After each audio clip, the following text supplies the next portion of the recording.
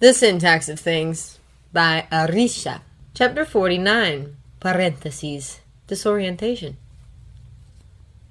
Hello, Prince. Harry almost sneered when Snape arrived. Instead, he nodded. Hey. Snape threw him a book. Potions. A regular copy. Harry grunted. I want to speak with Dumbledore. Snape clicked his tongue. Don't we all? No, I mean it. He'll take me out of here. You or him. I don't care. Just do it. Just let me go. Go where, Potter? The Dark Lord will find you wherever you go. Stop being ridiculous. Snape looked around as though searching for something indistinct, and finally sat on the bed and rubbed his eyes. These days he seemed more tired than ever, Harry thought. Harry stood. He tried to will his temper down, but his heart thumped in frustration as soon as he thought of Voldemort again. Let him find me then. I'll fight him. I'll kill him. I'm not afraid of him, and if you are, then you should be ashamed of yourself. Professor. Despite Harry's strict tone, Snape laughed. He looked up at Harry, and his eyes glimmered with that sick amusement that had no place being there, but always was anyway. Pull yourself together, Harry, for God's sake. If anything, study. Harry thought of shouting. He thought of punching and attacking. But after a moment of silent contemplation, he allowed himself a deep exhale and sat next to Snape. Snape raised an eyebrow. You know I hate potions, Harry admitted with an almost whispered chuckle. Snape's eyes bore into his, and for a moment Harry thought that his mind was completely open, unguarded for anyone to feel and see and touch his soul. He felt a shiver run down his spine, and he clenched his fists to keep them still. Perhaps I hate them too, Snape said. And you call me Harry. What?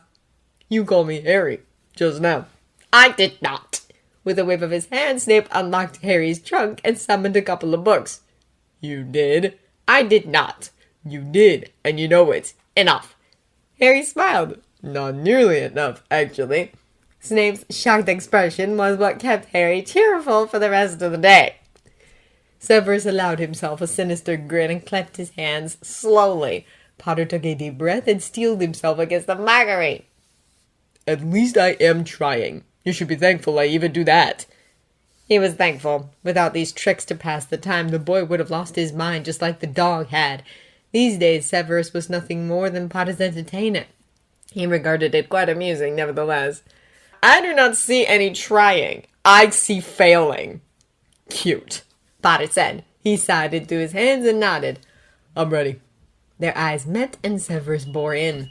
The green depth was easy to penetrate, and the surface of Potter's repeatedly abused soul was torn and damaged to extents Severus had rarely seen before. Death Eaters weren't happier cases, of course, but this was different. Blue, Severus thought. He pushed carefully into Potter's mind and planted the thought as easily as ever. I'm in. You're not. I wasn't thinking of anything. Potter stared fixedly, and Severus drew his eyes away. He needed to take a piss and sleep, he decided. Potter was eating away his time like a worm ate its dirt. He could barely recall a time when the boy wasn't his responsibility. His past life now resembled loneliness, and Potter was to blame for it. Potter was to blame for everything, come to think of it. He was a parasite that had hooked its sorry existence on his neck, and now Severus was forced to carry it along wherever he went. The memory of his once better self applauded him from the safe distance of time and calmly suggested suicide. Death Eaters? Had that passed through? He'd been careful. I'm afraid not. Death Eaters. I wasn't thinking of anything else, really. His eyes widened. Oh, black. The color? Blue, Severus corrected. The color. I wasn't thinking of blue. He'd gotten used to Potter. Used to being attractive to someone. Used to talking with someone without maneuvering everything around lies. Well, lies did what lies do. They saved Severus's life. Only now they were merely saving his dignity, and he realized that even that didn't work as well as it used to. You were. Potter absently scratched that horrendous scar on his forehead. Yeah, he mumbled. Maybe I was. Of course. And what else? Potter blinked. There was more? Severus nodded. There wasn't, but he wanted to know. Death Eater masks. Silver. Black and silver. What was with this Death Eater obsession now? Keep trying. There was a moment of deep thinking then. I don't know, Voldemort. House elves? Dobby. Pasta, stubble, your stubble. It suits you. Death Eater cloaks? Severus had to put on a tremendous amount of effort to not roll his eyes. He said nothing. He did not react. He waited. I don't know. Potter said. You do not. There was nothing else I was thinking about that you'd like to know, sir.